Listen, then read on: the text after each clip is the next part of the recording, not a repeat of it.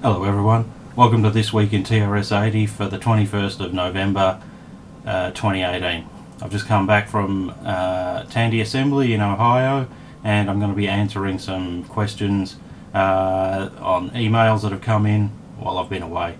If you've got a question about the TRS-80 that you want me to answer in the form of a video, just email them straight through to me. Okay. So our first question comes from Kyle in Michigan. He's got a Model 3 computer, a diskless one, that he wants to update with a disk controller and to add a disk drive. What he's bought online is a disk controller. He's plugged it in and it's not working, and he was asking for advice. So I'll just show you on the Model 3 motherboard here. This is a Model 3 motherboard. It's missing this curly cable. This curly cable brings some signals up from the processor up so that the serial board and the disk controller can work. Early Model 3s from 1980 to 81, diskless ones were missing this cable, but diskless Model 3s after 1981, so 1982 and early 1983 included this cable. So just check it's there, and if it's missing, you need to supply that cable. Kyle didn't have that cable, and so what he did was on the reverse side he soldered a cable in place to supply those 8 lines, and he got his system up and running. So that's what it is. If you buy a serial board or a disk controller on a Model 3 and it won't work, check this cable's there and that all the lines, all 8 lines, are working properly. Okay.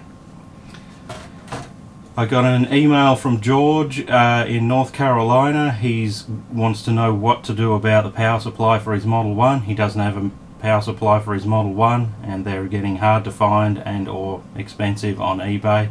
The power supplies for the Model 1 are pushing, well, they're over 40 years old, some of them now. They came out in 1977. They're all starting to wear out, and the few that are around, people are snapping them up in order to keep their computers running. Some years ago in 2013, Dean Bear designed a replacement Model 1 power supply which used standard off-the-shelf components and toroid transformers. It's just been updated recently by David Muttimer in Melbourne, and we have a new power supply board that looks just like that. So there it is.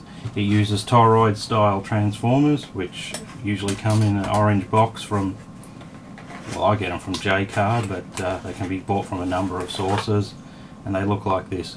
We use these because they don't generate tons of heat, they don't use a lot of power, and they're electrically not very noisy, so they're a good use on the TRS-80 Model 1.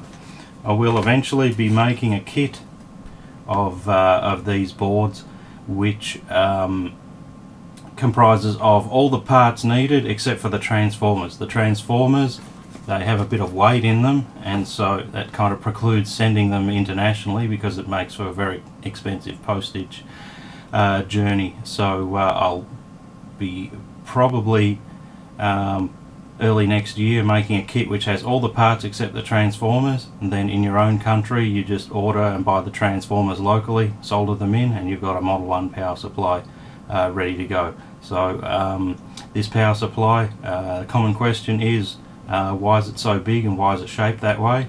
It's big because it has enough power to drive both the expansion interface and the Model 1, and the shape is because it will mount inside your expansion interface through this mount hole here, and neaten up your desk.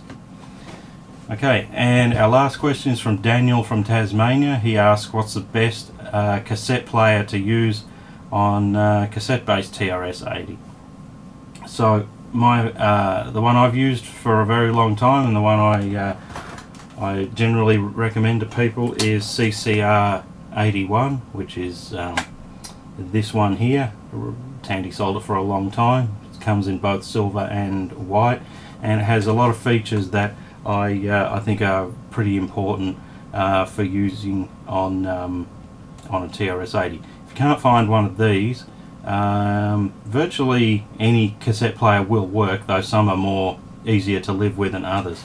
I particularly like these because they have pause button, tape counter, and also cue and review, so you can actually listen to the sounds on the tape as they fast forward or rewind to help quickly find your program.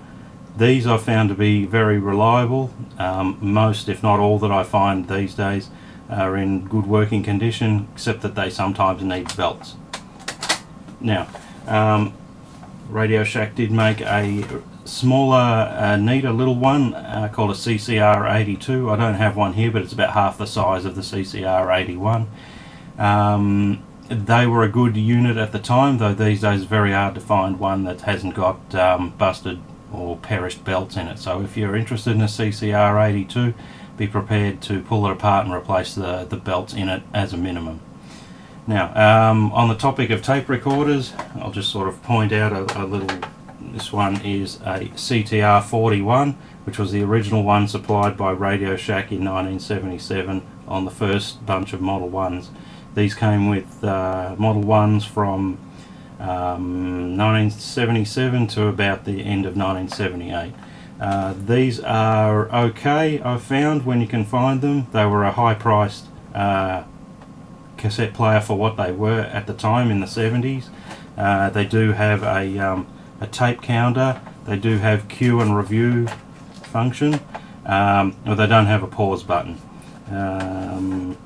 The only criticism I have with these, again, the belts wear out, as you would expect for a 40-year-old tape recorder, and the volume control can at times be a little bit scratchy.